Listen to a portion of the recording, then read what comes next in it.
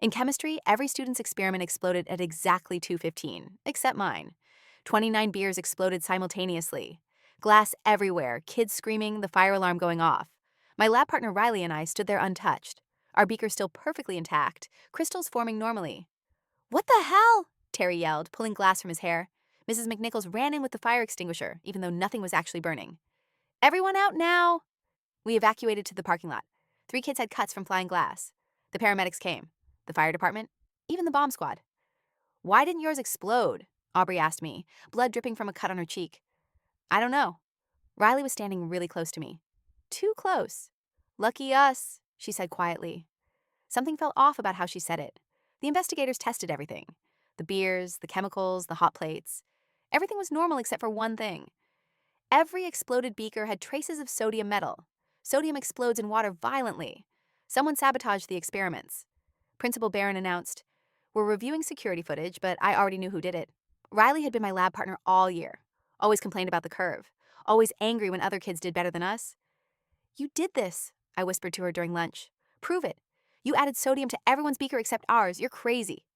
But I'd seen her during the lab, moving around the room while everyone was focused on measurements, helping other groups with their setups, her hands near their beakers. "Someone could have died," I said. But they didn't. Just some cuts, and now the test gets canceled. The curve gets reset. We win. This isn't winning, this is assault. She smiled. It's strategy. My dad says if you're not first, you're last. And I'm getting into MIT. Not if I tell them what you did. Her smile faded. You have no proof. And if you say anything, I'll tell them you were in on it. That's why our beaker didn't explode. She was right. It would be her word against mine.